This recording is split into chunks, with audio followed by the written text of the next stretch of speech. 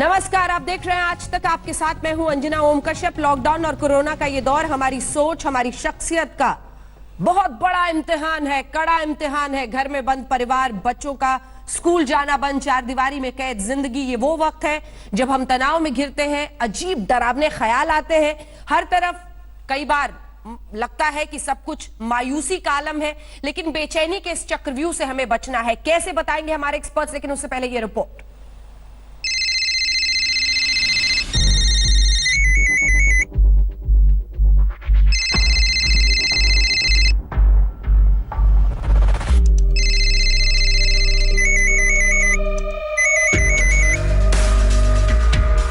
हर रोज बढ़ रहे हैं घबराहट भरे फोन कॉल्स।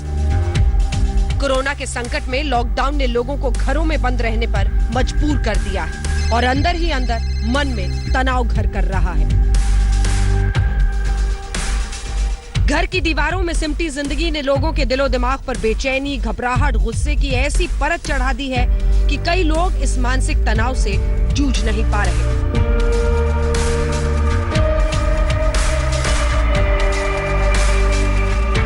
कई ऐसे संगठन जो मानसिक तनाव से पीड़ित लोगों की सहायता करते हैं, वो बता रहे हैं कि इस बार बच्चों की परीक्षा नहीं हो रही, बावजूद इसके डिस्ट्रेस कॉल्स यानी मानसिक तनाव की वजह से कॉल करने वालों की संख्या में जबरदस्त इजाफा है, लगभग 30% का इजाफा। जैसा ही सब लोगों ने महसूस किया है कि जब से लॉकडाउन हुआ है, तनाव सोसाइटी में बहुत ज़्यादा बढ़ गया है। लोगों को ये बहुत डर है कि उनकी नौकरियों का डर है, फाइनेंशियल प्रेशर बहुत हो गए हैं क्योंकि आमदनी का कोई ज़रिया नहीं है।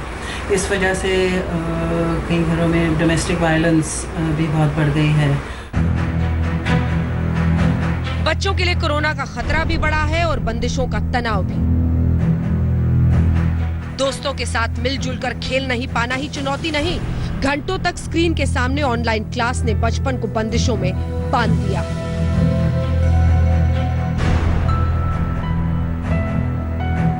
आदमी आदतन घूम फिर कर दुनिया में लोगों से मिलजुल कर जिंदगी के नए आयाम और खुशियां तलाशता है। ये सब जीवन का हिस्सा है, लेकिन लॉकडाउन ने जीवन की कई छोटी खुशियों पर भी ताला लगा दिया है। अकेला मन कई डर पाल रहा है, कभी कोरोना संक्रमण हो जाने का भय, तो कभी नौकरी खो देने का। घर में बैठे हुए एक कन्फाइंड स्पेस में बैठे बैठे उनका दिमाग पूरे टाइम काम करता रहता है और वो सोचते रहते हैं कि हम लोग इस प्रॉब्लम को कैसे निपटेंगे या ये प्रॉब्लम हमारे को कैसे इफेक्ट करेगा। वो एंजाइटी धीरे धीरे धीरे रात भर दिन भर एक ही जगह में और कोई काम नहीं, उसमें से वो चले जाते हैं डिप्रेशन में। और फिर हमारे को लोग जो कॉल कर रहे हैं वो है जो डिप्रेस्ड लोग हैं। डिप्रेस्ड हैं कि ये क्या है, हम कैसे निकलेंगे इसमें से, हमारे को क्या होगा, हम कैसे रहेंगे, हमारे को खाना कहाँ से आएगा, हमारे पगार नहीं मिलेगी, हमारा जॉब चला जाएगा। तो ये सब जो है सोच के अपना, चाहे उनका कुछ सचमुच में है या नहीं है, बट जो एंग्जाइटी है वो ट्रांसफॉर्म हो जाती है धीरे धीरे इनटू डिप्रेशन।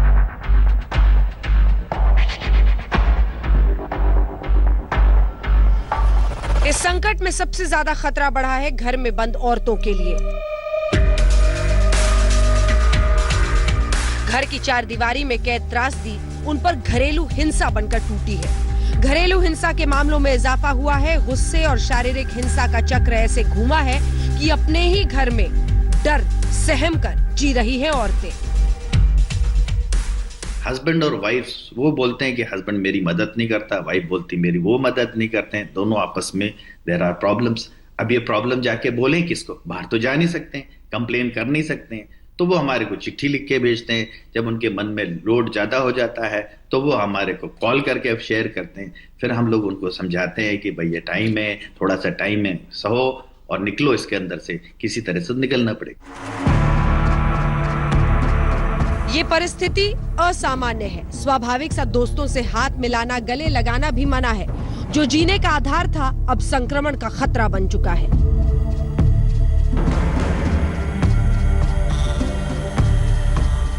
दुनिया के दस्तूर बदल गए हैं। आदमी तनाव से इतना बेचैन है कि कई लोगों की नींद उड़ गई है। वो नींद ना आना यानी इंसोम्निया के शिकार हो रहे हैं। कई लोगों को शराब के साथ भी नींद नहीं आ रही, उनको पता है कि नींद की गोली खाने से नींद आ सकती है या स्लीपिंग पिल्स लेने से नींद आ सकती है, तो कहीं प्रिस्क्रिप्शन से हाथ पांव जोड़ केमिस्ट से हाथ पांव जोड़ के ब्लैक में दवाइयाँ खरीद के वो खाने लगे, चाहे गोलियाँ हों चाहे कैप्सूल हों। और स्टेज बहुत ही जल्द ऐसी आ गई कि वो उनके अंदर लत पड़ गई ये गोलियाँ खाने की या नशा करने की। ऐसे मेरे पास मैं कहूँगा अगर पहले एक दिन में 2 केस आते थे, मेरे को लगता है कि मेरा सारा दिन ही इस तरह के केसेस को डील करने में निकल जाता है।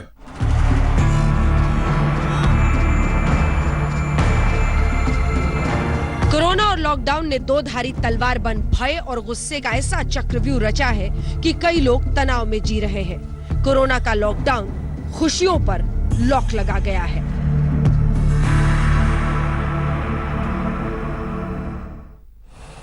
इस टेंशन से टकराना है, बाहर निकलना है। आइए इसी पर चर्चा करेंगे। Doctor Sameer Malhotra, director and head department of mental health and behavioural sciences, max super speciality Saket के हमारे साथ जुड़ चुके हैं।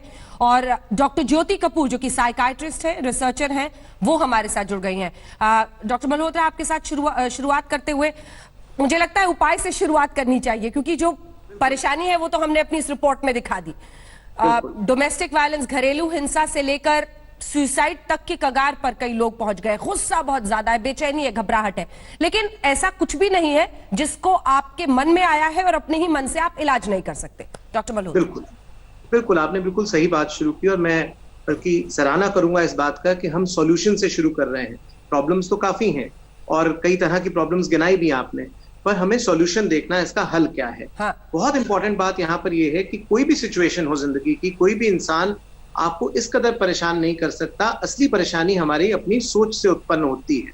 यानी हमने उस सिचुएशन को कैसे आंकलन उसका किया, कैसे अपने मन में उस सोच को हमने बैठाया, तब उसके हिसाब से हमें इमोशंस आते हैं। यानी सिचुएशन और इमोशंस, हालात, परिस्थिति और भाव के बीच में हमारे विचारधारा है जो बहुत इंपॉर्टेंट रोल अदा करती है।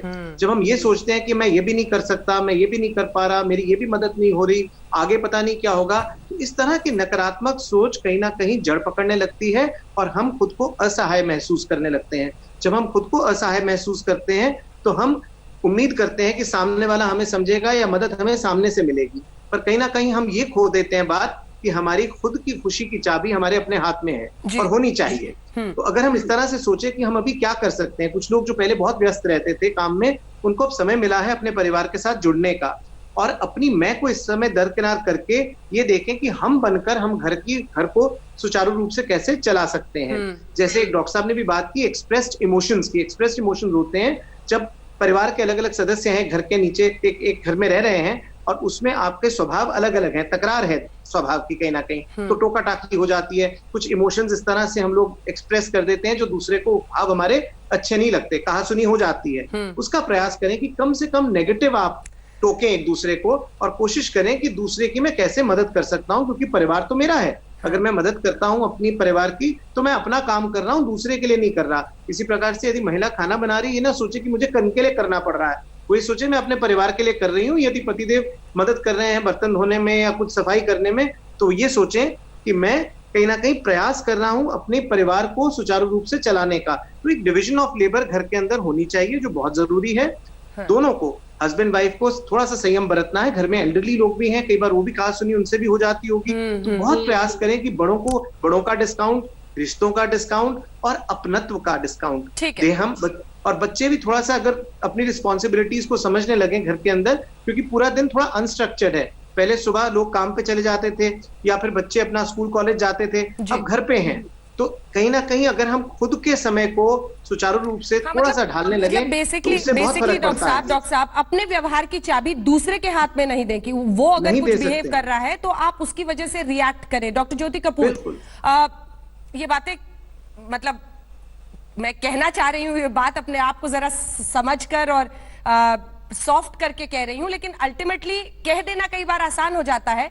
लेकिन जब मुश्किल स्थिति आती है, डॉक्टर ज्योति कपूर, लड़ाई हो गई, क्या करे इंसान उस स्पर्ट ऑफ द मोमेंट में, उस लम्हे में? क्योंकि मतभेद आप नहीं रोक सकते जब इतने सारे लोग घर के अंदर हैं और टकराव की स्थिति आएगी, गुस्सा आ गया, क्या करें? सबसे पहले है कि जो भी हमारे रिएक्शंस हैं वो आज के नहीं है, वो हमारी जनरल पर्सनालिटी, हमारी स्ट्रेस कोपिंग पे डिपेंड करते हैं। तो अभी तक हम स्ट्रेस को कैसे हैंडल कर रहे थे, अब सडनली एक ओवरवेलमिंग स्ट्रेस आया है तो हम उसे हैंडल नहीं कर पा रहे हैं। इट्स नॉट जस्ट मी, सिर्फ मैं नहीं, घर का कोई भी व्यक्ति उसे हैंडल नहीं कर पा रहा है। तो धैर्य भी प्रैक्टिस से आता है, पेशेंस भी प्रैक्टिस से आती है, और हमने पेशेंस की कमी रही है। अब अगर लड़ाई हो ही जाती है तो किसी को ये चीज आइडेंटिफाई करनी पड़ेगी कि ये इस वजह से नहीं हुई कि गलती उसकी थी या गलती मेरी थी, जनरली इस वजह से हुई है कि हम सबका ही स्ट्रेस कोपिंग कम हो रखा है, हमारी स्ट्रेस को हैंडल करने की कैपेसिटी कम हो रखी है। उस समय उस सिचुएशन में अगर बात बढ़ रही है तो क्वाइट होएं, अपने आप को उस सिचुएशन से दूर करें और थोड़ी देर के लिए अपने आप को इस चीज पे फोकस करने के लिए आप टारगेट करें कि पॉजिटिव क्या है लाइफ में, rather than focusing on negative.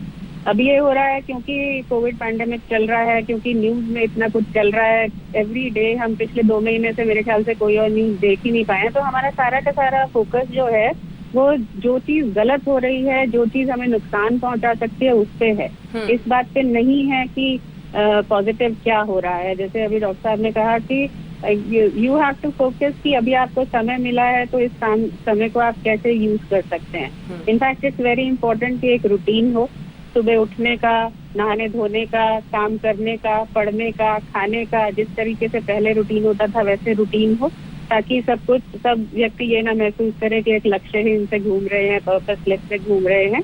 और उसके बाद यदि आपस में कहासुनी हो जाती है तो जिस व्यक्ति को पहले समझ आए कि हाँ कहासुनी हो गई पर रहना तो एक छत के नीचे है, वो दूसरे को माफ करे, पीछे की तरफ आए, मतलब take a few steps backwards, और चीज को जो है एक न्यूट्रल पर्सपेक्टिव से देखने की कोशिश करे कि हम सभी इसी सेम परेशानी में हैं और उसे हम कैसे हैंडल करते हैं।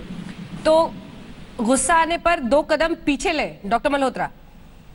2 कदम पीछे लेने का मतलब ये है कि जब आपको गुस्सा आ रहा है किसी व्यक्ति के बारे में या किसी के प्रति, तो आप उसकी नेगेटिविटी ही सोच रहे हैं उस समय, और आप कहीं ना कहीं ये भूल रहे हैं कि उस इंसान के साथ कुछ पॉजिटिविटी भी जुड़ी थी आपके पिछले लम्हों में। तो जब हम 2 स्टेप पीछे ले रहे हैं तो उन बातों को भी याद करने की कोशिश करते हैं कि उस व्यक्ति ने मेरे को कैसे पहले आराम भी तो दिया है, कुछ मेरे हेल्प भी तो की है जिंदगी में, और वो इंसान कोई भी 100% इम्परफेक्ट नहीं हो सकता, इसी प्रकार से कोई भी 100% परफेक्ट नहीं हो सकता। कहीं ना कहीं तालमेल बैठाना पड़ता है, और वो तालमेल बहुत जरूरी है। जब एक आदमी, देखिए गुस्सा जो आता है ना, हमेशा एंजाइटी और हेल्पलेसनेस, फ्रस्ट्रेशन को जन्म देती है, और उस फ्रस्ट्रेशन से वो गुस्से में तब्दील हो जाता है। तो हमने प्रयास करना है कि वो एंजाइटी लेवल ही इतना ना बढ़े हमारे अंदर, और उस समय यदि एक आदमी के अंदर गुस्सा है तो मतलब आग लगी है, आग लगी है तो उसको हम आग से तो नहीं बुझा सकते, वो तो पानी से ही ठंडा किया जा सकता है। तो उस समय अपने आप को उस सिचुएशन से थोड़ा सा दूर करना है और उसको रिएक्ट नहीं करना। जब हम रिएक्ट करते हैं तो it acts like fuel to fire, यानी आपने उस अग्नि के अंदर थोड़ा सा घी और डाल दिया, वो नहीं करना। और उस समय गुस्से में आपका जिस बात पे गुस्सा आ रहा है वो तो डाइल्यूट हो जाती है, वो तो ध्यान ही नहीं रहता, और आप ऐसे ऐसे कटाक्ष करते हैं, ऐसी ऐसी बात करते हैं जो पेनफुल होती है दूसरे को, जिससे दुख पहुंचता है, या हम बहुत ज्यादा सुपरलेटिव्स यूज करते हैं। तो पहली बात, एक तो रिएक्ट नहीं करना किसी भी सिचुएशन पे इमीडिएटली, बिना सोचे, लॉजिकल माइंड को यूज करना है पहले। दूसरा, किसी का भी जज नहीं बनना, और यदि कोई व्यक्ति कुछ गलत बोलता भी है आपके विषय में, किसी के विषय में, तो उसका ये मतलब नहीं कि दूसरा व्यक्ति गलत हो जाता है कहने पे, वो कोई ब्रह्म वाक्य थोड़ी ना है। तो there is a difference between what you hear, जो आप सुन रहे हैं, और व्हाट यू आर लिसनिंग, जो आप मानना चाहते हैं और जो आप फॉलो करना चाहते हैं। वो चाबी हमेशा आपके हाथ में है। और मुझे लगता है कि अगर हम अपने कार्य में एक्टिवली एंगेज रहते हैं तो हम अपनी एनर्जी को गेनफुली, पॉजिटिवली, कंस्ट्रक्टिवली चैनलाइज कर पाते हैं। जब हम खाली बैठे हैं तो हम दूसरे के काम में भी ज्यादा उंगली करते हैं, टोका-टाकी ज्यादा करते हैं, जो इरिटेशन का एक माध्यम बन सकता है। और डॉक्टर कपूर, इस टाइम को तो यूटिलाइज करना है कि आप कैसे, अगर घर में एक साथ हैं तो ये वो है शायद जो आप हमेशा सोचते थे कि परिवार के साथ ज्यादा वक्त दे पाएं, परिवार के साथ ज्यादा रह पाएं, तो इसको, उस बात को भूल नहीं जाना कुछ चाहिए कुछ दिनों के बाद। और इसी के साथ मैं अगले हिस्से पे भी आना चाहती हूँ कि एक तरफ गुस्सा है तो दूसरी तरफ मायूसी का भंवर भी है, और वो भावनाओं का भंवर ऐसा होता है कि कई लोग जो अकेले हैं वो अकेलेपन में इतना ज्यादा परेशान होने लगते हैं कि हमने कुछ केसेस भी हम बता रहे हैं जहां पर सुसाइड तक की नौबत आ गई है। उसको कैसे एड्रेस किया जाए? सुसाइड जो है वो एक ऐसी साइकाइट्रिक इलनेस जैसे मानी गई है जो कि प्रिवेंटेबल है, पर उसका कारण सिर्फ इस बात पे डिपेंड नहीं करता है कि कितना स्ट्रेस है, वो इस बात पे डिपेंड करता है कि व्यक्ति स्ट्रेस को कैसे कोप करता है। तो इसमें जो बेसिक थ्योरीज है उसमें जैसे आपने बोला, एक इम्पोर्टेंट पॉइंट है कि व्यक्ति ये महसूस करता है कि वो अकेला है, सोशल बिलोंगिंगनेस, जो सेंस ऑफ बिलोंगिंगनेस होती है वो नहीं रहती, जो कि इस लॉकडाउन में बहुत ही आगे होकर आया कि जो लोग अकेले रह रहे हैं या जिनका सोशल सपोर्ट छूट गया है बहुत लोनली फील कर रहे हैं। और दूसरा एक सेंस ऑफ बर्डन समनेस होने लगती है, आदमी बर्डन वो फील करता है कि मैं कोई बर्डन हूँ एक तरीके से, या मेरा कोई वजूद नहीं है, मेरा कोई यूजफुलनेस नहीं है। इसके साथ साथ जो लोगों में सुसाइड करने की पहले से बायोलॉजिकल वल्नरेबिलिटी एग्जिस्ट करती है, जैसे जिनको पर्सनालिटीज जिनकी डिप्रेसिव हैं, एंग्शियस हैं, या फिर जिन्होंने बहुत ज्यादा तनाव महसूस किया है लंबे समय तक, या अपने आप को पहले भी नुकसान पहुंचाने की कोशिश की है, उन लोगों में सुसाइड होने की संभावना ज्यादा होती है। बिल्कुल, लेकिन तो यही है इसमें शायद जो कहते हैं रे ऑफ होप यही है कि आपके पास मोबाइल है, फोन से आप किसी से भी बात कर सकते हैं, रीच आउट कीजिए, पॉजिटिविटी अपने अंदर रखिए, इतने सारे दोस्त हैं, आपकी जिंदगी का हिस्सा है, उनसे बातचीत कीजिए, शायद उन अकेलेपन के लम्हों से आप आगे निकल पाए और देख पाए कि जीवन कितना सकारात्मक है। मैं पता है डॉक्टर कपूर और डॉक्टर मल्होत्रा, मुझे लगता है सबसे बड़ा डर जो लोगों को सता रहा है वो ये है कि अब कोविड-19 के पहले वाली जिंदगी नहीं लौटेगी। ये डर लोगों के मन में घर कर रहा है कि जो जी रहे थे, जिस तरह से जी लिया, अब तो पता नहीं कभी फिर वैसे दोस्त यार मिलकर ठहाके लगा पाएंगे या नहीं, वैसे खुलकर घूम पाएंगे या नहीं, वैसे पार्टी, वैसे जो भी जिंदगी थी लोगों की, या फिर हम शॉपिंग कर पाएंगे या नहीं मॉल्स में। बहुत सारी, पता नहीं किसके मन में क्या इस वक्त चल रहा है, लेकिन कोविड-19 के पहले वाली जिंदगी नहीं लौटेगी, ये शायद सबसे ज्यादा बड़ा ट्रिगर है। डॉक्टर मल्होत्रा, छोटे इस चीज को ये समझना है कि जो कोविड से पहले की जिंदगी थी उसमें सब कुछ बहुत खूबसूरत तो नहीं हो रहा था, उसमें परिवार के लिए समय नहीं निकल पा रहा था, उसके अंदर एक रैट रेस के माफिक हम लोग काम कर रहे थे, उसके अंदर हम लोग कम समय दे पा रहे थे एक दूसरे को समझने के लिए, हमारी नींद की साइकिल काफी डिस्टर्ब हो रखी थी, हम लोग बहुत ज्यादा टेक्नोलॉजी के साथ उस समय इस तरह से जुड़े थे कि काम काम काम काम काम, एक मशीन की तरह चल रहे थे हम लोग। हम कहीं ना कहीं जो भावनाएं हैं, जो कहीं ना कहीं इमोशंस के साथ इंसान जुड़ा है, उन चीजों को दरकिनार करते चले जा रहे थे। कहाँ घर बैठ के हम लोग बोर्ड गेम्स खेल पाते थे, और नेचर का देखिए क्या हाल था पहले, कि इतना पॉल्यूशन, हर तरफ आप परेशान थे देख देख के। आज कई चीजें अच्छी भी हो रही हैं, ये हमारा दिमाग तय करता है कि हम किन चीजों को सिलेक्ट कर रहे हैं। अगर हम ये सिलेक्ट करते हैं कि कई चीजें हमारी जिंदगी के अंदर अच्छी भी हो रही हैं इस समय, तो फिर कुछ मन को शांति मिलती है, कुछ सांत्वना मिलती है, और कहीं ना कहीं अब एक नया जो स्टाइल आएगा लाइफ का, वो हमें सोचने पे मजबूर करेगा कि हमारी कुछ चीजें जो हमारी संस्कृति में थी, जैसे नमस्कार का एक चलन था, वो अच्छी चीजें थी, कहीं ना कहीं हम उनको खोते चले जा रहे थे। हम आगे ले जाएं, और जो भी नकारात्मकता है उसको कैसे हटाएं। और ये जो नीला पीछे हम स्टूडियो में कलर देख रहे हैं, ऐसे रंग सिर्फ स्टूडियो में या फिर आर्टिफिशियल दिखते थे, अब ऐसे नीला आसमान सबको अपने ऊपर दिखाई दे रहा है, जहां पर भी वो मौजूद है, ऐसे रंग दिखते नहीं थे। जल्दी से डॉक्टर कपूर, सिर्फ 2 लाइन में, मुझे लगता है ये वो वक्त भी है जब रोल जो आइडेंटिफाई हमने समाज में हर किसी के लिए किया है, उस पर भी हम सोचे कि ऐसा नहीं है कि सिर्फ महिलाएं कुकिंग करेंगी और ये परिवार की भलाई के लिए कर रही हैं, पुरुष भी कर सकते हैं, सारे लोग, मतलब रोल्स को रीडिफाइन करने का ये एक मौका मिला है। यू आर राइट देयर, और एक नया पर्सपेक्टिव है कि पोस्ट कोविड वर्ड जो है वो शायद प्री कोविड वर्ड से बेहतर हो। ऑल्दो अभी इस लॉकडाउन के दौरान जितने भी पेशेंट्स से मैं बात कर रही हूँ, काफी लोग बोल रहे हैं कि वो एक्चुअल में ज्यादा काम कर रहे हैं। कुछ एक चीजें जो बैलेंस में लानी है, क्योंकि वो बैलेंस किसी के लिए भी बहुत जरूरी होता है एक लाइफ को अच्छी तरीके से जीने के लिए। हमने ये रियलाइज किया कि हम घर रह के भी खुश रह सकते हैं, हमने ये रियलाइज किया कि हम कम संसाधनों के साथ, कम रिसोर्सेज के साथ भी खुश रह सकते हैं। हमने ये रियलाइज किया कि बाहर जाके पार्टी करना जरूरी नहीं है, आजकल जूम पे फ्रेंड्स मिल रहे हैं और उसी पे बात कर रहे हैं। टेक्नोलॉजी को बैलेंस और संतुलित तरीके से यूज करना, और साथ के साथ अपने आप पे फोकस करना। अभी तक जो लोग थे, जब हमारे पास पेशेंट्स भी आते थे stress, exhaustion, work related burnout के साथ आते थे, और उनको कहते थे कि रुक जाओ, ब्रेक ले लो, रिलैक्स हो जाओ, आपका ब्लड प्रेशर बढ़ रहा है। अब परिस्थितियों ने एक ब्रेक दिया है, और उस ब्रेक का फायदा उठाना ही आम लोगों के हाथ में, और कुछ भी ऐसा नहीं है जिस पर इंसान जीत नहीं पा सकता है, कितनी भी मुश्किल घड़ी। और आप किसी बात के साथ अंत करेंगे कि हो सकता है कोविड-19 के आगे की दुनिया कोविड-19 के पहले की दुनिया से ज्यादा बेहतर हो। बहुत बहुत धन्यवाद आप दोनों का हमारे साथ इस चर्चा में शामिल होने के लिए। आप देखते रहिए आज तक। नमस्कार, मैं हूं अंजना ओम कश्यप। हमें उम्मीद है ये वीडियो आपको पसंद आया होगा। लेटेस्ट खबरों के लिए यूं ही देखते रहिए आज तक, और इस वीडियो के पसंद आने पर लाइक, शेयर एंड सब्सक्राइब करना ना भूलें।